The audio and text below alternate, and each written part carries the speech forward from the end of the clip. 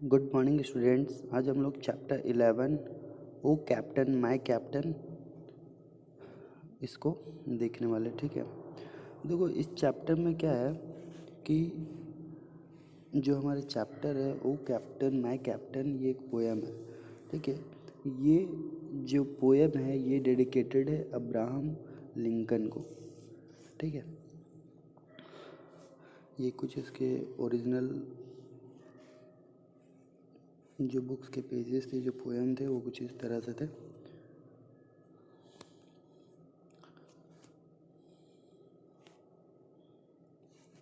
देखो जो विटमन थे, ये क्या थे, ये पोएट है।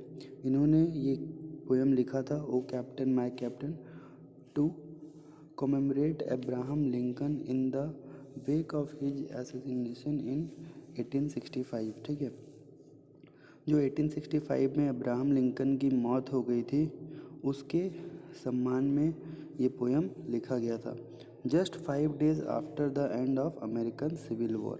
ठीक है, अमेरिकन सिविल वॉर के जस्ट ख़त्म होने के 5 days के बाद इनकी मौत हो गई थी। The 3 stanza poem employs a layered conceit which represent Abraham Lincoln as the eponymous। ठीक है, बोल रहा है कि ये जो 3 स्टांजा पोएम है ये एक के बाद एक लेयर्ड है, स्ट्रक्चर्ड है, और इसमें अब्राहम लिंकन को एज ए कैप्टन दिखाया गया है। ठीक है, जो कि रिटर्न हो रहे हैं पोर्ट तक। ठीक है, शिप से किनारे तक वापस आ रहे हैं। The ship represent the union cause and its victory at sea in the union victory in the civil war 1861-1865। बोल रहे हैं ये क्या है, ये विक्ट्री दिखा रहा था यूनियंस कॉज के लिए। ठीक है, और यूनियंस विक्ट्री था ये सिविल वॉर में। अब हम लोग एक एक करके जो हमारा पोएम है, इसमें तो मैंने पोएम को इंक्लूड नहीं किया, पोएम आप बुक में देख लें, मैंने बस समरी इंक्लूड की है जो कि इससे आपको समझ में आ जाए। देखो इन द फर्स्ट स्टांजा में क्या कह रहा है, द स्पीकर और सेलर सैल्यूट हिज कैप्टन। वो क्या कर रहे हैं, अपने कैप्टन को सैल्यूट करते हैं। बोला he reports that their voyage is successful and nearly complete and that the prize we sought is won. ठीक है, बोल रहे जो इनका वॉएज है, जो समुद्र यात्रा है, वो क्या हो गई, नियरली अब कंप्लीट ही होने वाली है, और वो अपनी जीत को देख रहे हैं। As the ship approaches port, the speaker described the bells tolling and the celebratory crowd gathering।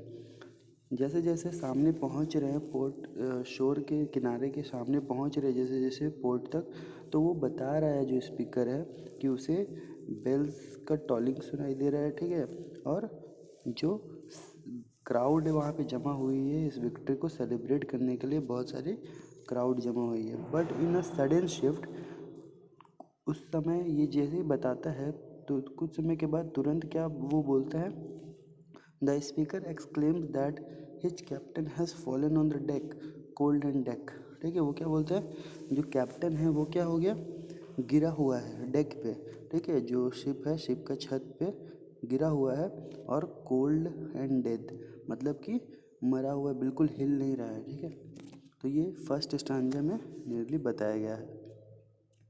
अब देखो सेकेंड स्टांजा में क्या बोले, in the second stanza the speaker implores his captain to rise up and see the crowd eagerly rejoicing in his victorious return।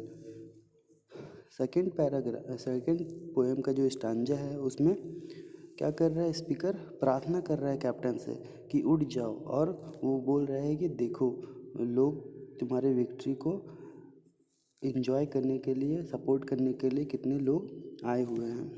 As the speaker tells his captain for you the flag is flung. ठीक है, वो speaker captain को बोलता है तुम्हारे लिए ही flag क्या हो रहा है, लहराया जा रहा है। फॉर यू द बगल ट्रेल्स, तुम्हारे लिए ही बिगुल बजाए जा रहे हैं। And for you the shore crowding, तुम्हारे लिए ही किनारे पे इतनी सारी भीड़ जमा हुई है। अगेन, फिर से the tone shift as the speaker acknowledges that his captain has fallen cold and dead। ठीक है।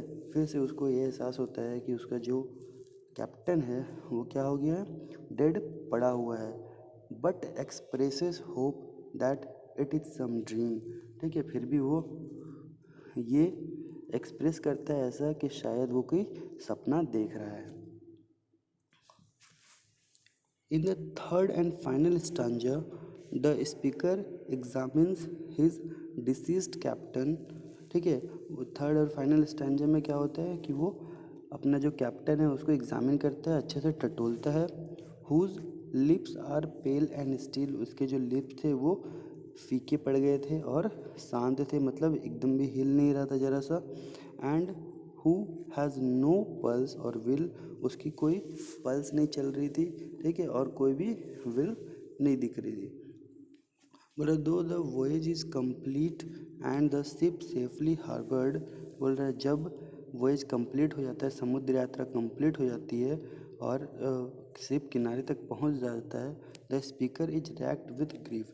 वो जो स्पीकर है वो बहुत ही दुख में हो जाता है, बहुत दुख से भर जाता है। He calls for the bells to be rung, वो बेल को बजाने के लिए बोलता है। And for the crowd to exult, और लोगों को प्रशंसा से उछलने के लिए, तालियां वालियां बजाने के लिए बोलता है। But he walks with mournful tread, मगर वो क्या करता है, बहुत ही दुखदायक स्थिति में बाहर आता है। The deck my captain lies, बोल रहा है जहाँ डेक पे जो कैप्टन उसका सोया हुआ है, फॉलन कॉल्ड एंड डेड, बोलते हैं वो क्या है, डेड हो चुका है। तो ये था, इससे रिलेटेड कुछ आपको एक्सरसाइज होमवर्क में दी हुई है, ट्राई करना आप बनाने का।